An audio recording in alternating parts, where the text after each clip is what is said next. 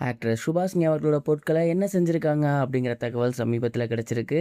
இந்த ஒரு தகவல பார்த்ததுக்கப்புறம் உண்மையாலுமே நம்ம எல்லாருக்கும், இதுக்கப்புறம் நெறைய பேர் இது மாரி பண்ணா நல்லாயிருக்கும் அப்படிங்கிற மாரியான ஒரு யோசனைய தான் குடுத்துருக்கு. அப்படி என்ன பண்ணியிருக்காங்க அப்படிங்கிறது தான் இந்த ஒரு வீடியோல நம்ம பார்க்க போறோம். கயல் சீரியல் நடிகை சுபாஷினி அவர்கள் சமீபத்தில இறந்து போயிட்டாங்க. அவங்களோட மறைவு அப்படிங்கிறது எல்லோருக்குமே மிகப்பெரிய ஒரு அதிர்ச்சிய ஏற்படுத்தி இருந்துச்சு. சுபாஷினி அவர்களோட மறைவ தொடர்ந்து அவங்களோட ஃப்ரெண்ட்ஸ் அண்ட் ஃபேமிலீஸ் ஏகப்பட்ட நபர்கள் அவங்கள பத்தின நெறைய விஷயங்கள சொல்லி வந்துட்டு இருக்காங்க.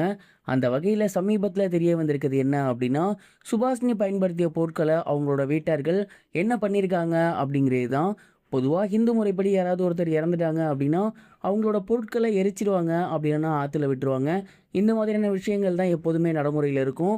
ஆனா சுபாஷினியோட வீட்ல இருக்கவங்க என்ன பண்ணியிருக்காங்க அப்படின்னா, அப்படியே உல்டாவா வேற மாரி ஒண்ணு பண்ணியிருக்காங்க.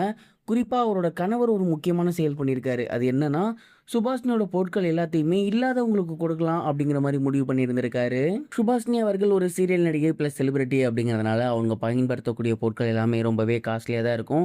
கிட்டத்தட்ட ரூ. 10,000க்கு மேல தான் அவங்களோட பொருட்கள் எல்லாமே இருக்கும். அப்படி இருக்கையில அவங்க பயன்படுத்தியிருக்கக்கூடிய ட்ரெஸ்ஸாக இருக்கட்டும், சாரீஸாக இருக்கட்டும், செப்பல்களாக இருக்கட்டும், இது எல்லாமே கண்டிப்பா விலை காஸ்ட்லியா தான் இருக்கும். அத சும்மா போய் விட்டு எறிஞ்சு வேஸ்ட் ஆக்குறதுக்கு, இல்லாதவங்க யாருக்காவது குடுத்தோம் அப்படின்னா, கண்டிப்பா அவங்களுக்கு மிகப்பெரிய ஒரு யூஸ்ஃபுல்லா இருக்கும்.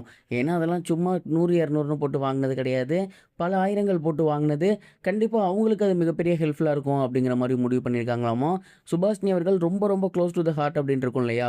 அந்த மாதிரியான பொருட்கள் மட்டும் அவங்க நினைவா எடுத்து வச்சுட்டு, மிச்சம் இருக்க எல்லா ட்ரெஸ்ஸஸையுமே, எல்லா திங்ஸையுமே இல்லாதவங்களுக்கு குடுக்கலாம் அப்படிங்கிற ஐடியால சுபாஷினியோடைய கணவர் வந்து இப்ப இருக்காரு. கூடிய சீக்கிரம் இந்த சம்பிரதாயத்தெல்லாம் ஸ்டார்ட் பண்ணுவாங்க இல்லையா? அண்ட் அப்படி ஸ்டார்ட் பண்ணும்போது இந்த விஷயங்கள்லாம் பண்ணிறலாம் அப்படிங்கிற மாரி அவர் ஐடியால இருக்காராமா.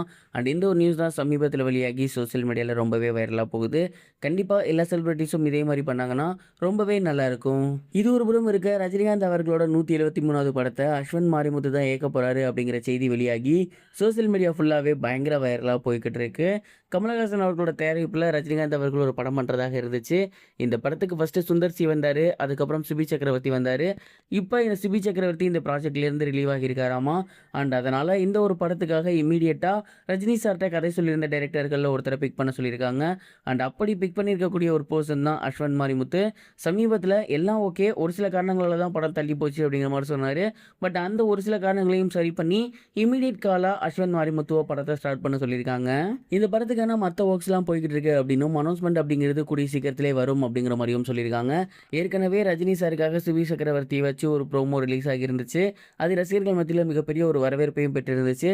அதைத் தொடர்ந்து அஸ்வந்த் மாரிமுத்துக்காகவும் ஒரு ப்ரோமோ ரெடி பண்ண போறாங்களாமா. அதற்கான ஏற்பாடுகள் இப்ப நடந்துகிட்டு இருக்கு அப்படிங்கிறது தெரிய வந்திருக்கு. இதுவரைக்கும் கனெக்டிங் டிவிக்கு சப்ஸ்கிரைப் பண்ணனா மறக்காம சப்ஸ்கிரைப் பண்ணிக்கங்க. உடனடி அப்டேட்ஸ் பெறுவதற்கு நோட்டிஃபிகேஷன் பெல்லையும் கிளிக் பண்ணிக்கங்க.